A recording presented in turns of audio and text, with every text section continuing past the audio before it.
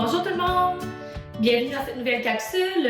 Aujourd'hui, le thème de notre capsule est un sujet dont les élèves raffolent et les enfants aussi, les animaux. Donc, vous avez des suggestions pour les plus grands. J'en ai aussi bien d'autres cachées à l'arrière et vous avez des suggestions pour les plus petits. On va commencer par les plus grands, donc les enfants d'âge primaire. En classe aussi, on peut utiliser les livres sur les animaux lorsqu'on fait les sciences. Souvent, on a un thème qui porte sur les sciences. Ou sinon, dans le documentaire, ça intéresse toujours les enfants d'en avoir sur nos tablettes de bibliothèque. Je vais commencer par ces deux livres. Donc, La baleine de Smriti Prasadam House et Le loup. Alors, il y a deux titres de cet auteur.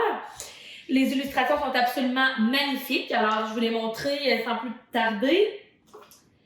Alors, Le loup, par exemple, c'est un documentaire qui nous donne beaucoup d'informations, souvent des informations dont on ignore. Ça va quand même loin dans les informations sur le loup.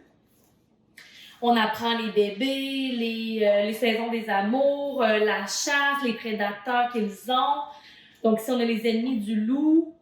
Alors, les illustrations sont absolument magnifiques. J'adore le style de l'illustrateur aussi. Donc, je vais vous parler aussi de la baleine. Je vais vous montrer un court extrait. Donc, dans la baleine, nous avons la page qui est très intéressante, la question de taille. Donc, les baleines sont montrées sous forme de taille, de la plus grosse, les plus petites. On a aussi une page qui montre où est-ce que les baleines, le territoire, où est-ce que les baleines habitent, les différentes sortes de baleines. Donc ici, quels océans abritent quelles baleines. Et on a aussi une page très intéressante qui montre les différentes familles de baleines. Je vais tasser ce livre-là. Donc, on a ici les familles de baleines à fanon et les baleines à dents. Donc, très intéressant pour les enfants. Et les illustrations sont sublimes. Donc, voici pour ces deux premiers documentaires. Nous avons ici le grand livre des animaux pour ne pas se sentir bête en parlant d'animaux. Donc, c'est un livre qui classe les animaux, différentes catégories. Et qu'est-ce qui est bien dans ce livre, c'est qu'on peut faire deviner les enfants quels animaux seraient dans cette catégorie. Par exemple, ils vont vite. Alors, dans Ils vont vite, on pourrait trouver le guépard, le requin, le faucon pèlerin, l'antilope. Alors, c'est très intéressant. Il y a des animaux différents dans le monde, à différents endroits, donc on en apprend en plus des nouveaux. On a exemple, ils n'ont jamais froid. Alors, quels animaux pourraient être là-dedans? On le fait deviner aux enfants, après on leur montre. Et il y a toujours une petite BD ici. C'est souvent une blague, en fait, pour les adultes aussi, parce qu'il y a des fois, il y a un deuxième sens. Et il y a souvent des termes français qu'on utilise peu souvent à l'oral. Donc, on doit les expliquer aux enfants. Souvent, il y a des termes qu'ils ne comprennent pas. Par contre, dans les documentaires, le texte dans le documentaire sur les animaux, ça va bien, ça se suit bien, ça se lit bien. Donc, c'est le grand livre des animaux. Ensuite, je vais y aller avec une série de livres de Jenny Desmond. Donc, nous avons L'ours polaire qui est sorti, L'éléphant et la baleine bleue. Donc, c'est un livre qui se lit vraiment bien. C'est comme un album, si vous voulez, mais avec toujours des pages d'informations qui vont quand même très loin. Par exemple, là, ici, on apprend sur l'œil de la baleine, tout simplement dans ces deux pages-là. Les fanons. Et souvent, il y a des illustrations pour imager la comparaison qu'on compare. Donc, par exemple, ici, on parle que la baleine, sa taille, attendez un petit peu, sa taille, on dit que c'est la longueur d'un camion, d'un tractopelle, d'un bateau, d'une voiture, d'un vélo, d'une moto, d'une camionnette, d'un tracteur, mis bout à bout, et on a l'image. Donc, pour les enfants, ils adorent ça puisqu'ils peuvent vraiment mieux comprendre l'information. Donc, la baleine bleue, l'ours polaire aussi, très bien illustré. Ça parle de l'ours, la chasse, les petits, le fait qu'ils hibernent pas, comment ils se reposent, tout ça. Et l'éléphant, ce qui est intéressant, c'est qu'on a aussi la différence entre l'éléphant d'Afrique et d'Asie qui est expliquée dans ce documentaire, bien expliqué. On continue avec un livre très intéressant pour les enfants d'âge primaire, c'est-à-dire des animaux qui se ressemblent, qu'on confond parfois, et ça nous apprend comment bien les différencier. Donc, il y a des doubles pages d'animaux qui se ressemblent, comme par exemple ce que je disais dans l'autre documentaire, éléphant d'Asie, éléphant d'Afrique. C'est pas la même chose, donc on voit ici les différences. On peut lire une page par jour, une double page par jour. On n'est pas obligé de lire en entier le livre. Souvent, les enfants ils aiment ça qu'on présente deux animaux et qu'on fait comme une petite comparaison par jour. Donc ici, on est dans les araignées, l'amygale ou la tarentule, c'est différent. Donc vraiment, on apprend des choses, même nous, qu'on n'était pas au courant. Le renne ou le cerf, et c'est super bien illustré également. Donc, ça permet aux enfants d'apprendre encore plus sur les animaux. J'ai un livre ici qui, en fait, c'est un livre qui nous aide à identifier des animaux. Donc, on a des animaux vraiment plus rares qu'on voit rarement dans les livres. Exemple, ici, on a le requin-baleine. Je vais vous le montrer. Requin-baleine, il est quand même gros. On a des animaux qui sont classés au début qui se ressemblent. Donc, on a par exemple les animaux noirs et les animaux blancs et noirs. Ensuite, on a les animaux, exemple, à gros nez, ceux qui ont des grandes oreilles, ceux qui ont des taches ou des rayures, comme ici. Et à la fin, ça nous dit que malgré toutes les différences, même nous et les animaux, on se ressemble tous. Donc, c'est un petit peu la morale. Et à la fin, l'auteur nous dit que c'est des animaux que plusieurs personnes ignorent l'existence. Donc, ça dit aux enfants de les encourager à faire des recherches sur ces animaux-là, puisque c'est souvent des animaux qui sont menacés ou en voie d'extinction. Je poursuis avec les séries ici. Nos incroyables. Donc, on a nos incroyables bêtes sauvages et j'ai nos incroyables animaux marins de Yuval Zumar, pardon. Et en fait, il y a aussi nos incroyables petites bêtes et nos incroyables oiseaux du monde que je veux me procurer, mais que je n'ai pas présentement encore. Donc, dans nos incroyables bêtes sauvages, pardon, on a plusieurs animaux qui sont présentés dans le coin en haut à gauche. On peut voir par exemple paresseux. Donc, on apprend 2 pages des choses sur le paresseux. Exemple, je vais à ours brun. Ça nous informe sur les ours bruns dans les 2 pages. C'est souvent classé comme ça. Et il y a un petit jeu aussi à travers le livre. En fait, les enfants doivent trouver des empreintes qui sont dans les doubles pages. Et à la fin, on a une solution. On a aussi du vocabulaire savant, très intéressant à la fin des livres, pour expliquer un peu, de parler des animaux comme un expert. Donc, c'est quoi les termes qu'on devrait utiliser, les bons termes. Donc ça, encore une fois, c'est un livre qui se lit. Tu peux ouvrir une double page, lire aux enfants. On n'a pas besoin de lire le livre en entier. Si on veut juste lire des sections, ça se fait très bien. Je vais vous montrer une petite idée pour les animaux marins. Donc, on a 2 pages sur les espadons. Ici, on a aussi sur des endroits, donc les petites mares, qu'est-ce qu'on peut trouver comme animaux. Si je recule, les serpents de mer.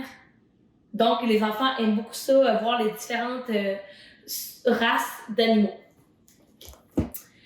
Et 2 petites séries qui c'est toujours des coups de cœur dans ma classe, donc je ne peux pas ne pas en parler. C'est vraiment des séries que les enfants se garochent, si on peut dire, dessus pour les avoir en premier. Alors, c'est les Qui va gagner de Scholastic. Si vous ne connaissez pas, c'est vraiment des livres qui valent la peine, c'est à petit prix.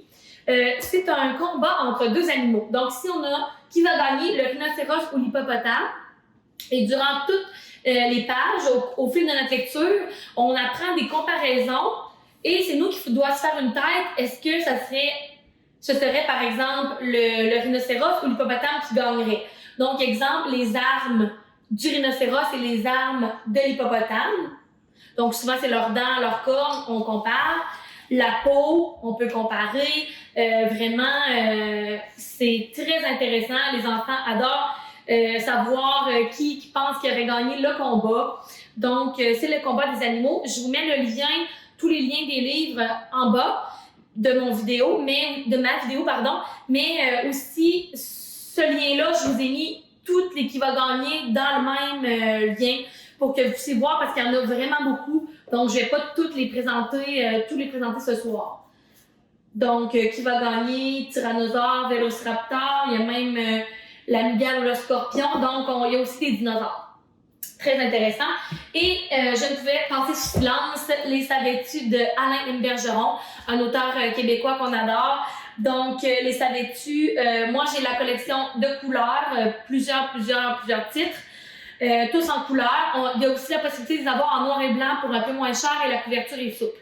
Donc, si c'est la couverture rigide, en couleur, ça a des avantages, c'est plus résistant en classe, moi je trouve la couverture rigide.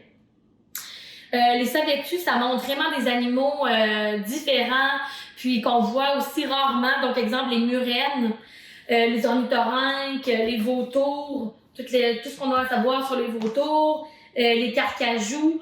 Donc, c'est des livres très attirants pour les enfants parce qu'ils ne voient pas souvent ces animaux-là dans nos classes, dans nos cours ou même au Québec, ça, c'est sûr qu'ils n'en voient pas.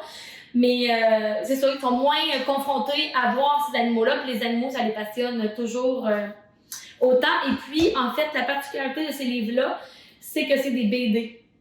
Donc, nous avons des bandes dessinées aux pages, à toutes les pages. Puis c'est drôle entre les différents animaux. Et ici, en bas, on a toujours un « savais-tu ».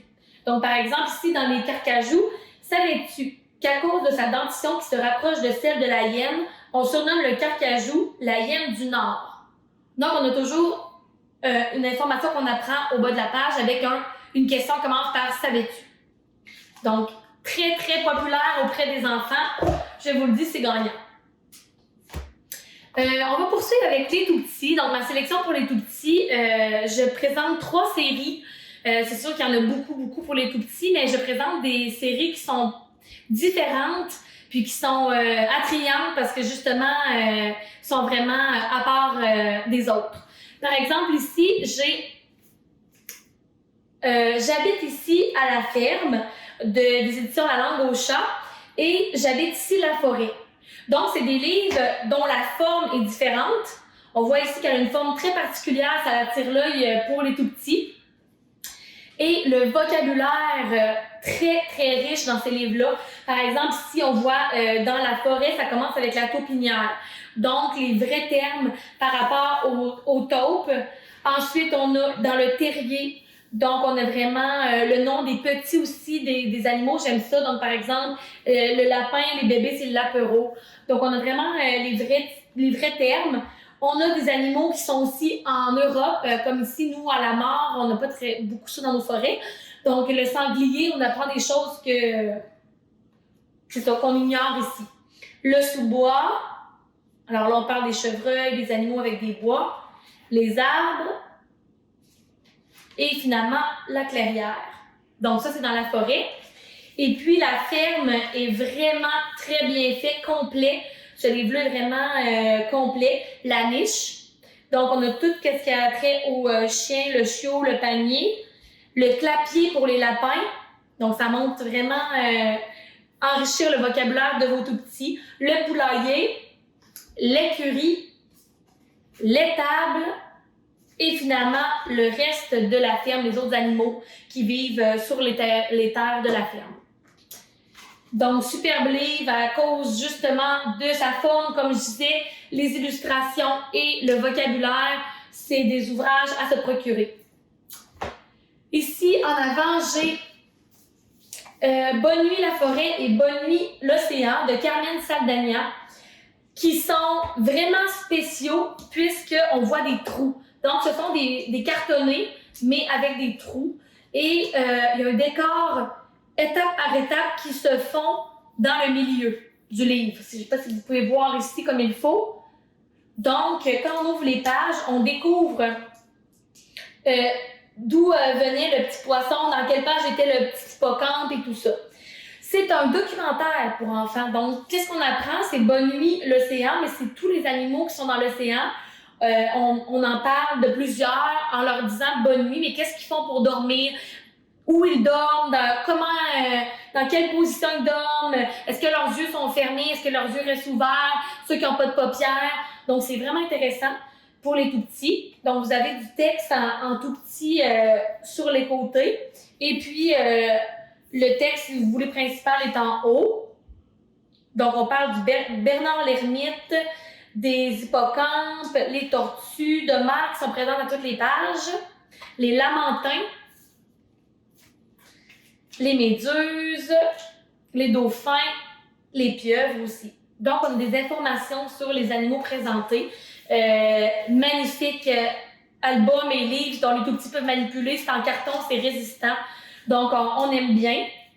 Et Bonne nuit la forêt, c'est le même principe aussi. Donc, le milieu est en étage, si on veut, cartonné et encore des illustrations superbes. Donc, on parle les renards, le hibou, les cerfs, les castors. Donc, c'est super intéressant. Il y a aussi des oiseaux comme le pivert et les jets bleus dont on parle à la fin. Donc, super intéressant. Et on a des petites étoiles qui brillent à la fin. Donc, les petits vont vraiment être attirés par ce genre de livre. La dernière série, et non la moindre, c'est les Doc Flap pour les tout-petits. Je vais tasser ça ici, me faire de la place. Donc, nous avons les animaux de l'océan. Il y a 4 types de sorties, donc j'ai les 4. Les animaux de la savane africaine, les animaux de la montagne et les animaux de la jungle. Donc, les Doc Flap, c'est des pages cartonnées. Je vais vous montrer que les rabats sont déjà levés. Donc, les animaux de l'océan, on a 35 flaps, en français c'est rabats. On voit tout d'abord des animaux et on doit les chercher, les enfants doivent les chercher en dessous des rabats avec les termes, les noms des animaux. On cherche des animaux dans les récifs. Ensuite, on dit comment ils dorment les animaux. Donc, on a une page comme ça. Ils sont faits sur le même schéma, les 4 tombes. On arrive avec les peaux des animaux. Donc, les écailles, les couleurs. Et là, l'enfant doit deviner dans ces animaux de la page de gauche lesquels se retrouvent en dessous des rabats de la page de droite. Ensuite, on a qui mange quoi. Donc, on a un petit peu de chaîne alimentaire. Très intéressant aussi à aborder avec les enfants. On a les empreintes. Donc, il faut deviner quelle empreinte. Ici, c'est dans le sable. Et on a des informations sur les bébés animaux. Donc, ici, on a le baleineau, en bas de la baleine. Et où se cachent les bébés du poisson clown. Ces bébés se cachent dans les anémones de mer. Donc, ça termine toujours de la même façon. On a une page sur les empreintes, une page sur les bébés. Et les enfants peuvent manipuler puisque c'est quand même résistant, cartonné.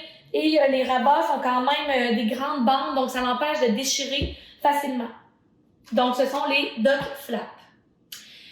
J'espère que tout ça vous a donné beaucoup d'idées, des livres à se procurer pour la classe ou encore pour vos enfants à la maison. Je vais mettre aussi, c'est ça, comme je disais tout à l'heure, les liens en bas du vidéo. Et j'ai bien hâte de vous revoir pour une autre capsule avec un sujet mystère. Donc, on fait un petit peu d'effet de surprise. À la prochaine tout le monde, merci!